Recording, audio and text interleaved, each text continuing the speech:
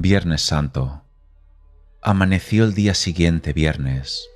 Fue aquel un día infeliz para el pueblo judío, porque en aquel día cometió un pecado horrible, por el que había de merecer un terrible castigo. Pero también fue un día dichoso, porque aquel día se puso fin al pecado por todos los siglos, se redimió el mundo y se abrió la puerta del cielo que estaba cerrada. Aunque la noche anterior se había celebrado consejo en casa de Caifás, sin embargo, para dar un cierto aspecto de justicia y convencer al pueblo de su decisión, los sacerdotes decidieron que luego por la mañana se reuniesen en sesión plenaria, en el lugar acostumbrado, y que allí, con un procedimiento más formalmente jurídico y con más seriedad, se tratase de nuevo la causa de Jesús Nazareno. Mateo 27:1. Aunque la determinación era la misma que antes, condenarle a muerte y pasar la ejecución a los romanos. La mayor parte de los sacerdotes eran gente anciana, o por lo menos con bastantes años. Habían velado hasta bien tarde la noche anterior. Sin embargo, se reunieron todos en consejo apenas amaneció. Marcos 15:1. Por lo que se ve, andaban muy diligentes para hacer el mal. Según la opinión de muchos, se celebró esta sesión plenaria, no en casa del sumo sacerdote, sino lo que ahora es el ayuntamiento o el juzgado. En cuanto amaneció, se reunieron los ancianos del pueblo y lo llevaron a su consejo, que es el Sanedrín, o Senado de los judíos, donde se tenían las reuniones oficiales. Sentados ya cada uno en su escaño los jueces, citaron al preso para que compareciera. Le sacaron de la cárcel donde estaba, en el palacio particular del pontífice, y le llevaron por las calles al palacio oficial o tribunal para presentarle al Sanedrín o Senado judío. Le fueron custodiando en este trayecto muchos guardias y la gente gritaba a su paso. Era ya de día, los habitantes de la ciudad se habían despertado y salían a sus puertas y ventanas para ver a un preso tan conocido y admirado por su santidad y sus obras. El Señor iba con las manos atadas, y la cuerda que ataba sus manos se unía al cuello. Esta es la pena que se daba a los que habían usado mal de su libertad en contra de su pueblo. Tendría frío el Señor aquella madrugada, y sueño, la cara desfigurada de golpes y salivazos, despeinado de los tirones que le dieron, cardenales en las mejillas, y la sangre coagulada y seca. Así apareció en público el Señor por las calles, y todos le miraban espantados y sobrecogidos. Estaba claro para todos que tal como le habían tratado y le llevaban no era sino para condenarle. El rumor se extendió deprisa por toda la ciudad y llegó a oídos de la Virgen María. Le contaron que habían sacado a su hijo de la cárcel, que le estaban llevando por las calles hacia el Sanedrín para juzgarle. La Virgen María escuchó aquello con el corazón partido de dolor. Salió deprisa de la casa para ver a su hijo. María Magdalena y las otras mujeres la siguieron, y Juan iba con ellas. En cambio, los demás apóstoles estaban desperdigados y escondidos de la gente, sin duda preocupados también de lo que sucedía con el Señor. No deja de ser sorprendente que hallándose el pueblo tan alborotado nadie molestara lo más mínimo a la Virgen Nuestra Señora. Toda su cruz y su martirio fueron interiores en el corazón, dentro del que ofrecía su Hijo al Eterno Padre, y a sí misma se ofrecía llena de amargura pero obediente y enamorada. Estaba ya el Señor como reo delante del Senado judío, y mandaron que lo desataran, para tomarle declaración y así pudiera responder con más libertad. Esto lo hacían con todos los reos, y también lo hicieron con el Señor, porque San Marcos señala en 15:1 que luego le volvieron a atar para llevarle a Pilatos. Estando así desatado y en presencia del Sanedrín, ya no buscaron testigos, sino que continuaron sobre lo declarado la noche antes. Le preguntaron: «Si tú eres Cristo, dínoslo». Lucas 23:67. Lo mismo le habían preguntado días antes en el templo. «¿Hasta cuándo nos vas a tener en suspenso? Si tú eres Cristo, dínoslo claramente». Juan 10:24. Y se lo dijo tan claro que le llamaron blasfemo y quisieron apedrearle. Las piedras que se quedaron sin tirarle querían tirárselas ahora y matarle. Por eso le preguntaron: «Si tú eres Cristo, dínoslo claramente». El Señor, que veía en sus corazones, respondió: Sé que si os lo digo porque yo lo diga no me vais a creer, y si intentara probároslo con la ley y los profetas, y os hiciera preguntas, sé que no me vais a querer responder, y aún menos me vais a poner en libertad. Lucas 22, 67 y 68. No merecéis la respuesta que preguntáis, porque queréis saber la verdad para condenarme por ella. Pero tampoco quiero que nadie piense que por miedo a la muerte no digo la verdad.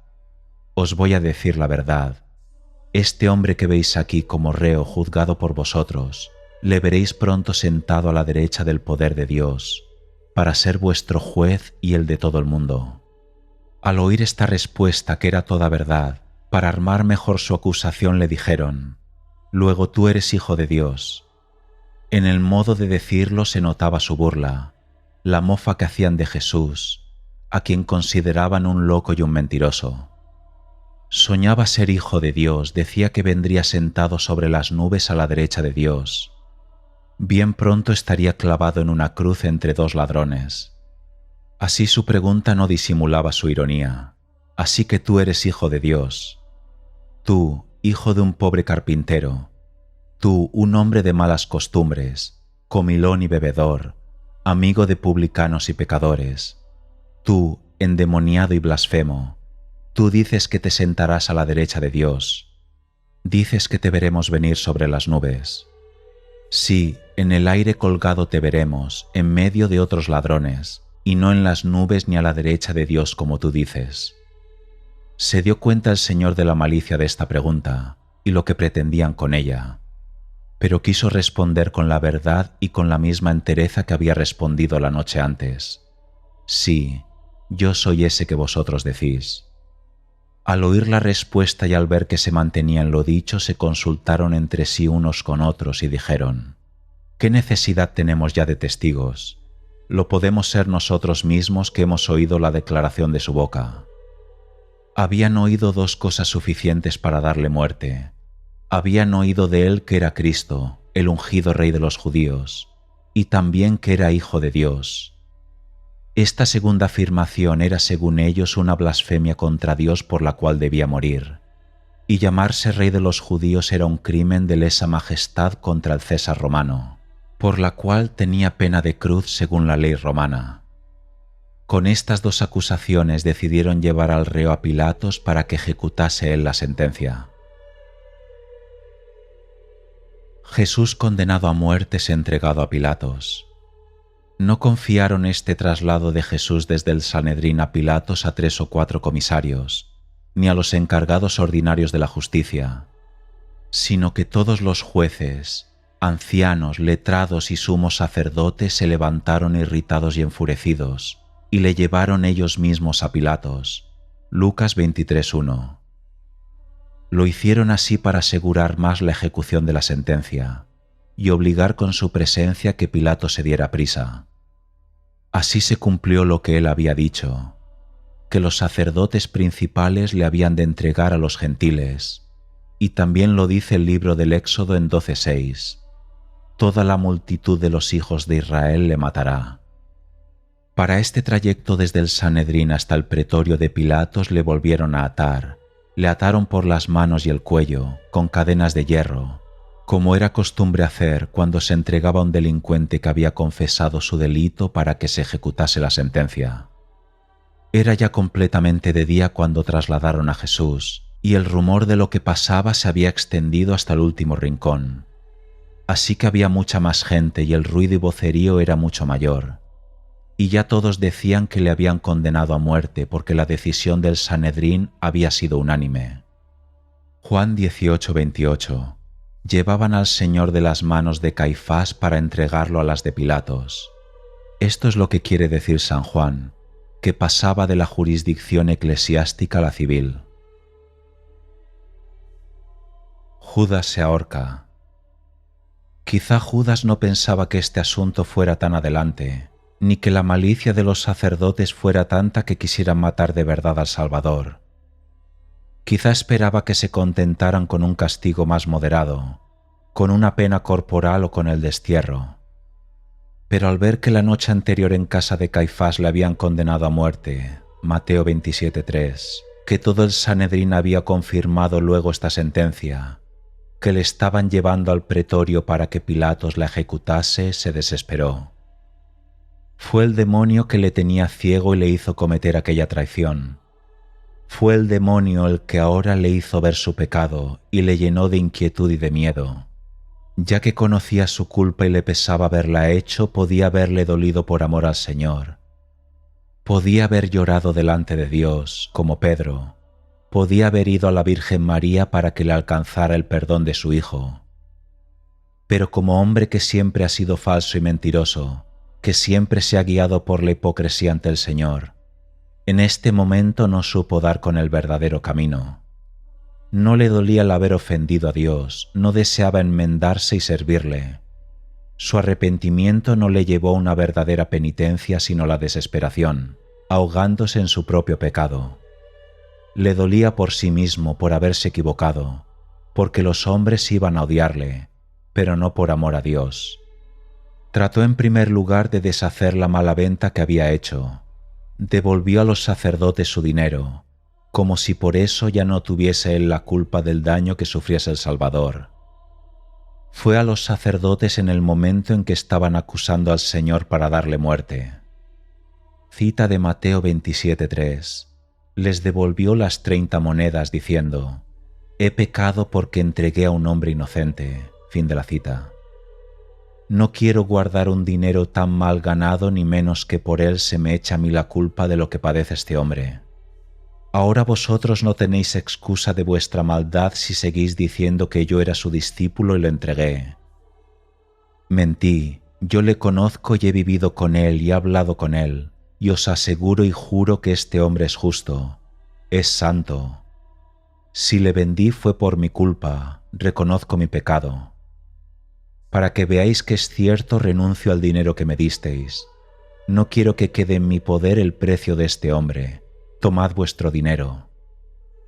Parece imposible que la confesión de Judas no hiciera efecto en el ánimo de los sacerdotes. Había sido sincero, había dicho la verdad, les había devuelto el dinero, pero ellos estaban tan ciegos y tan apasionados que al decirles Judas: «He pecado al vender la sangre del justo», ellos le echaron de allí. Si pecaste, allá tú, a nosotros qué nos importa.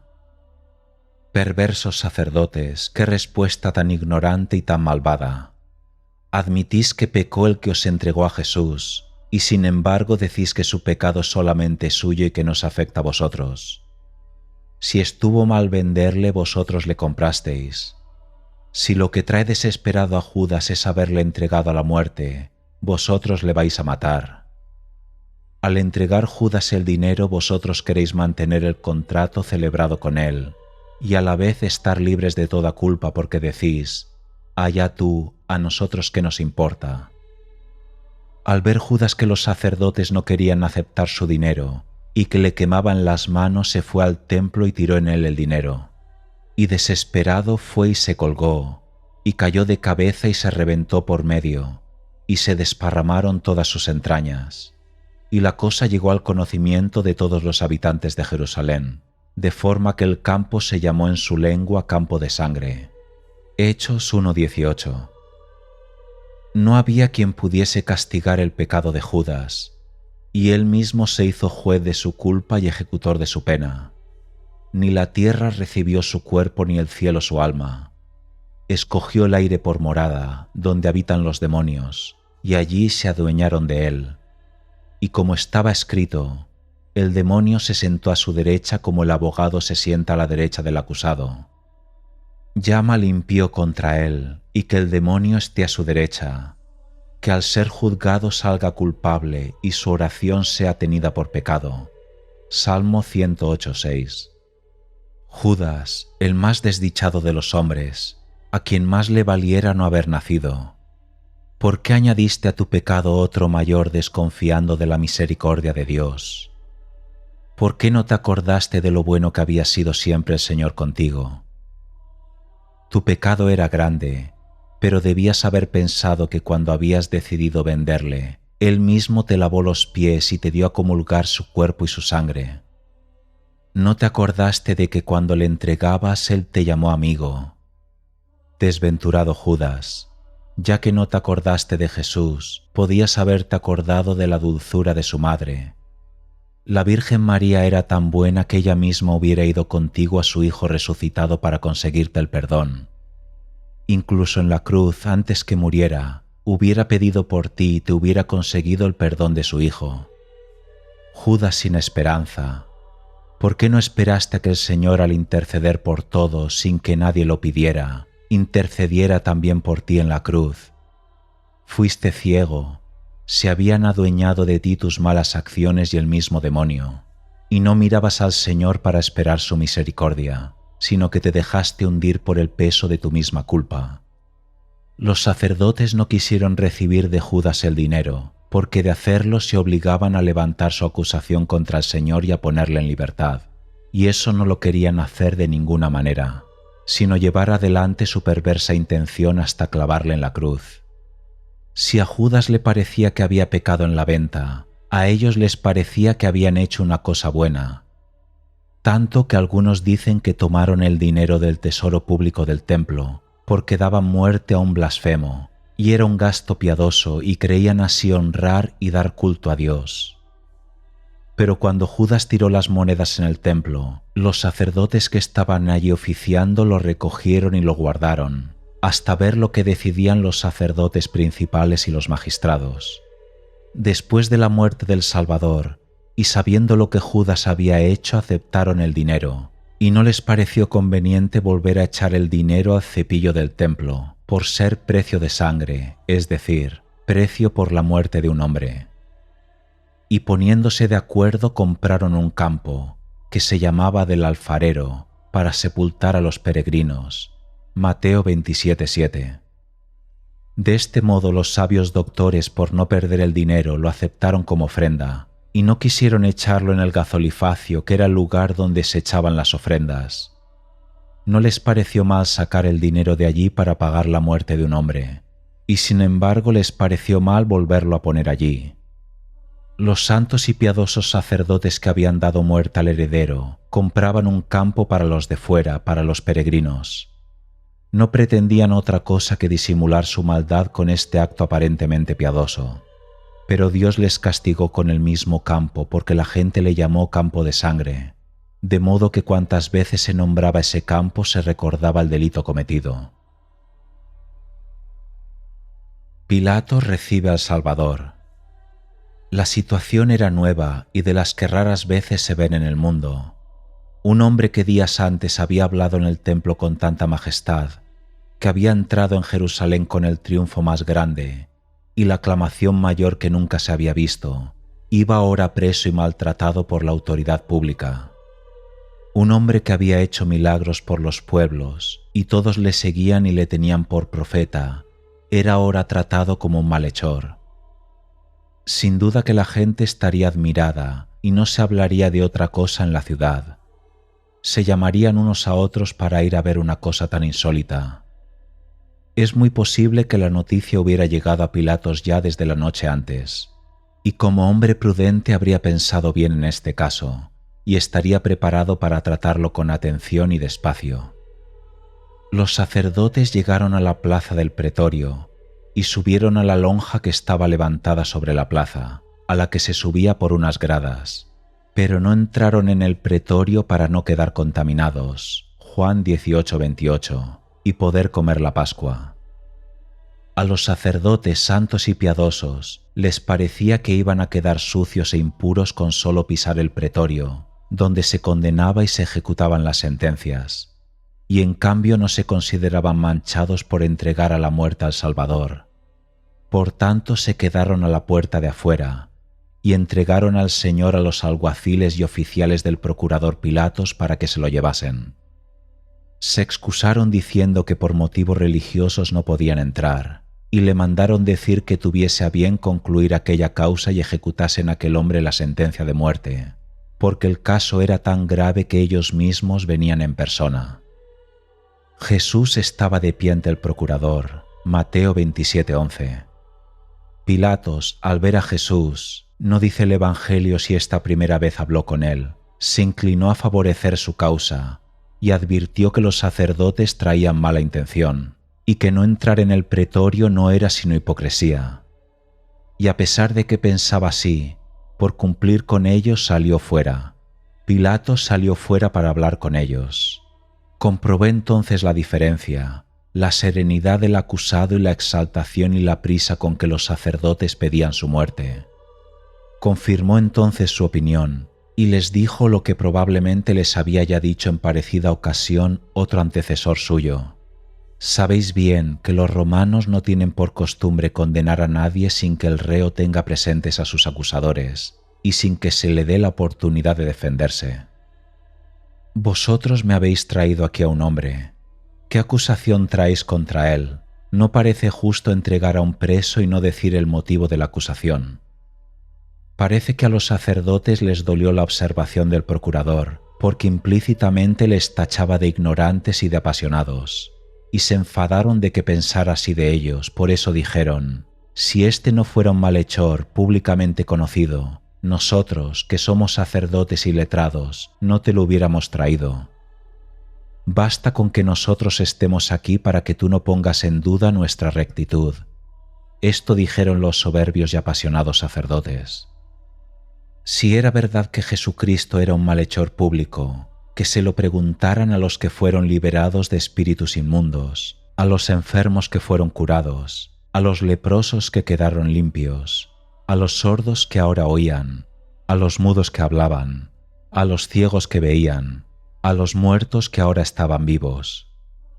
Si se hubiera informado el procurador, hubiera comprobado que Jesús no era un malhechor, sino un benefactor de su país.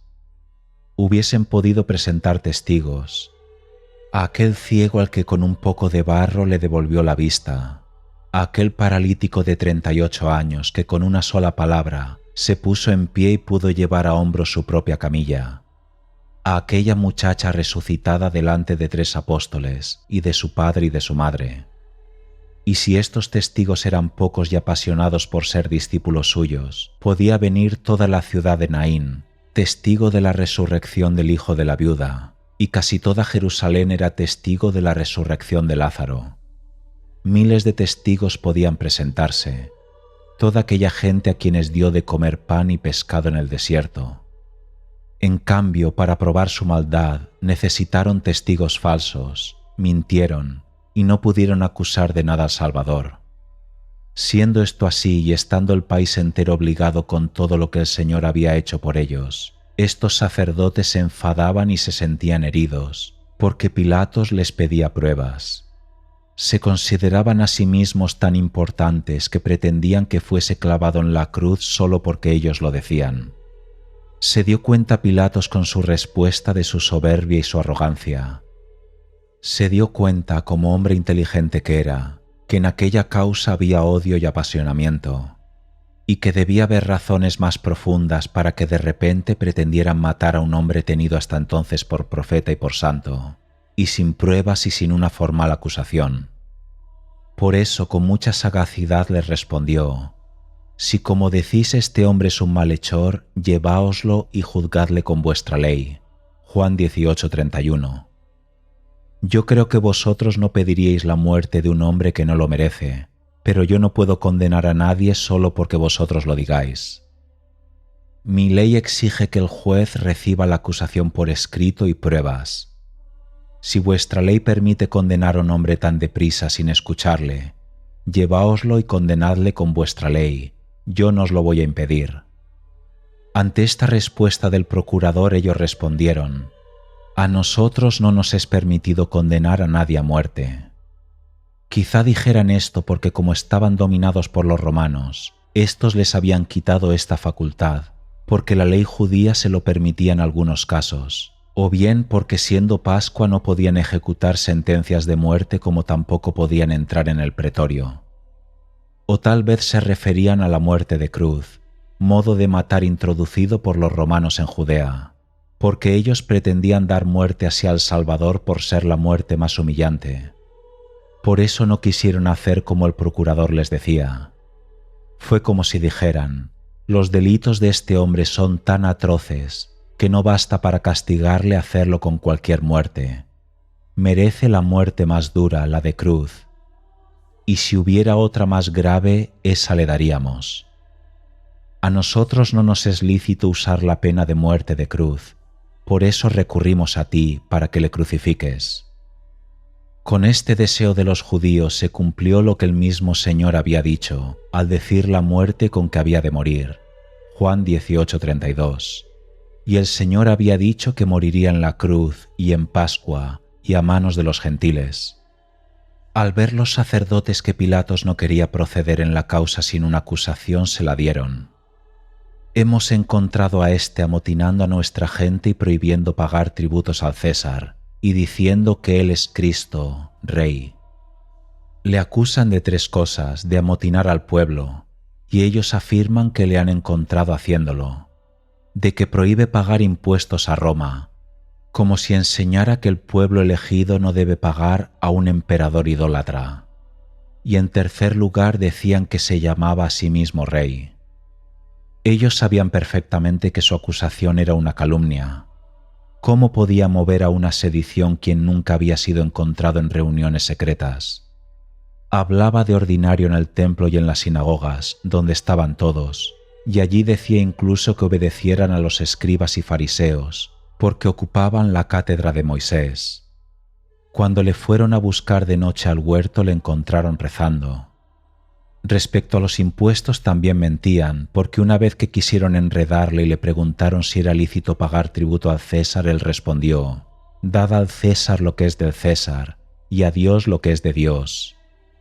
Los mismos encargados de recoger los impuestos eran testigos de que él mismo los pagaba. Mateo 17:26. Y qué lejos estaba de alborotar a la gente por hacerse rey. Bien claro está el ejemplo. Una vez que quisieron hacerle rey como ellos lo entendían, rey de este mundo, él se escapó y se escondió. Juan 6:15. Intentaban así los sacerdotes ocultar el motivo por el que querían matarle, por llamarse hijo de Dios, ya que este motivo no tendría fuerza ante un gentil. Por eso le acusaron de un delito que afectaría más al procurador: ir contra el César y sus impuestos. Pilatos, al oír esta acusación, se fijó solamente en lo de que se hacía a sí mismo rey, porque en realidad esta acusación incluía las otras. Si se hacía rey, es evidente que iría contra el César y prohibiría pagarle impuestos. Por ser este motivo ocasión de motines populares, por prudencia, entró en el pretorio para examinar a solas al Salvador. Le llamó a su presencia y le preguntó: «¿Tú eres rey de los judíos?». Los 4 evangelistas concuerdan en que esta fue la primera pregunta. Es verdad que Pilatos era gentil, pero como vivía hacía tiempo entre los judíos, había oído hablar del Mesías Rey, del Cristo que esperaban. Además, la fama del Señor era muy grande, y también había oído hablar de él. Le preguntó: «¿Eres tú rey de los judíos?», pensando en un reino de aquí, del mundo. El Salvador, que no estaba presente cuando Pilatos habló con los sacerdotes, le dijo: «¿Eso lo dices por tu cuenta o es parte de la acusación que han hecho contra mí?». Le dio a entender que sabía de dónde venía esa pedrada, aunque los autores escondieran la mano. Como si le dijera: «Está claro que tú no piensas que yo soy rey ni intento serlo, pero me lo preguntas porque te han dicho eso de mí, y te han pedido que me lo preguntes». Se dio cuenta Pilatos con estas palabras que se había dejado influir demasiado por los sacerdotes, y para hacerle ver que no le habían impresionado las acusaciones que le hacían ni creía en ellas, le respondió: «¿Soy acaso judío para saber esas cosas que vosotros decís del Mesías y menos para preocuparme de ellas? Si te lo pregunto no es porque a mí me importe, te lo pregunto porque soy tu juez, y esto es lo que han declarado contra ti. Tus paisanos, y no unos cualquiera, sino los pontífices y sacerdotes de tu ley, te han entregado a mí. ¿Qué es lo que has hecho? O tú te haces rey sin serlo, o si lo eres, ¿qué has hecho para que no quieran reconocerte como tal?». A estas palabras del juez: «¿Qué hiciste?», el Salvador podía haber respondido muy largamente en su defensa, pero Pilatos había hecho 2 preguntas: si era rey y qué había hecho. es decir, ¿por qué delitos le entregaban los sacerdotes? Jesús respondió a la primera: Mi reino no es de este mundo. Cuando dice reino no se refiere solo al cielo de los bienaventurados, sino también a todos los fieles de este mundo que forman la Iglesia. De ahí que no dijo mi reino no está en este mundo, porque sí está, sino que dijo, mi reino no es de este mundo, no es terreno ni temporal, viene del cielo, de donde bajé a juntarlo con la tierra por medio de mis palabras y mis obras, por medio de la fe. Vine a rescatarlo del mal con mi muerte, a santificarlo con los sacramentos, a lavarlo con mi sangre, a hacerlo hermoso con mi gracia, a darle vida con mi espíritu. No es de este mundo mi reino, porque no consiste en bienes mundanos, sino en vida y salvación eterna. Esto dijo el Salvador a Pilatos para desengañarle de su error, y también a los sacerdotes que decían que merecía la muerte por levantarse como rey frente al César de Roma. Mi reino no es de este mundo. Tu reino sí que es de este mundo, y yo no trato de quitártelo, sino de darte el reino entero. Esto es lo que a ti debería importarte, y lo que deberías investigar para ser fiel al César. Yo te aseguro que ningún rey de la tierra debe temer a mi reino, porque si mi reino fuera de este mundo, yo tendría criados y ministros, como tienen los otros reyes, y tendría soldados los cuales lucharían por mí para que no cayera en manos de los judíos. Juan 18:36. Pero tan lejos estoy de estas cosas que a un discípulo mío que intentó defenderme con una espada se lo prohibí y le amonesté por ello. No, mi reino no es de aquí. Así tranquilizó el Señor a Pilatos, pero 3 veces dijo que era rey y que tenía reino, porque no podía mentir ni ocultar el que su padre le había dado. Pero otras 3 veces dijo que su reino no era de aquí, con lo que le quitó el temor de que quisiera levantarse contra el César e impedir que se le pagaran tributos. Entonces dijo Pilatos, por tanto, aunque tu reino no sea de este mundo, tú eres rey. Y el Señor dijo, así es, yo soy rey. Contestó luego el Señor a la segunda pregunta que le había hecho el juez, ¿qué has hecho? Y dijo, yo nací para esto, y a esto vine al mundo, a ser testigo de la verdad, para decir y hacer siempre la verdad. No dudes de lo que te he dicho, porque yo no digo más que la verdad. Para esto nací, para esto vine al mundo. Desde entonces no he hecho otra cosa más que decir y hacer la verdad. Todos los que aman la verdad me escuchan. Juan 18:37. Con esta respuesta le hizo saber el motivo por el que los sacerdotes le odiaban, que no era otro que haber dicho la verdad, y ellos en cambio estaban muy lejos de ella. ¿Y qué es la verdad?, dijo Pilatos. Pero sin esperar respuesta se levantó y salió fuera donde estaban los sacerdotes esperando. Parece que de esta entrevista Pilatos quedó satisfecho y convencido de que Jesús no era culpable ni merecedor de la muerte que pedían. Él mismo aseguraba que no tenía reino ni lo pretendía en este mundo, y lo demostraba al comparecer sin ningún signo de realeza. Respecto a lo del otro mundo no quiso indagar ni establecer discusión con los sacerdotes y pontífices. Tampoco ahondó sobre el tema de la verdad. El Salvador le había dicho que él decía la verdad, y que los que la amaban le escuchaban. Pero con el desdén que suelen usar los que tienen autoridad dijo, ¿y qué es la verdad?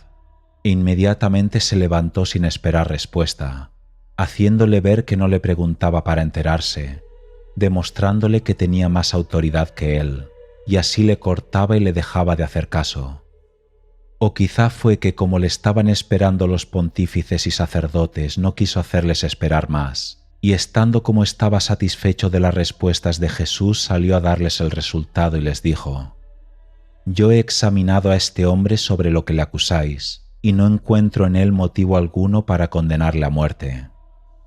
Y dio así testimonio de la inocencia del Salvador, y de la injusticia y apasionamiento de sus acusaciones. Al ver los sacerdotes lo mal que iban las cosas y suponiendo que el Salvador había respondido a Pilatos hablando de su reino espiritual, les pareció que con aquellas mentiras habían trastornado al juez y había desviado amañadamente la pregunta, y empezaron a gritar: «Está bien eso de que su reino no es de este mundo», y trae alborotado a todo el pueblo enseñándolo por todo Judea, desde Galilea, donde empezó a juntar discípulos y a crear escuela. Hasta Jerusalén ha llegado su doctrina. Quizá dijeran esto último porque hacía poco, en la fiesta de los Ramos, toda Jerusalén se había levantado preguntando: «¿Quién es este?». Pero como Pilatos veía el asunto tan revuelto, deseaba librarse de él. Al oír la palabra Galilea, preguntó si aquel hombre era Galileo, y al saber que pertenecía a la jurisdicción de Herodes, se lo envió, porque estaba en Jerusalén aquellos días. Lucas 23, 6 y 7.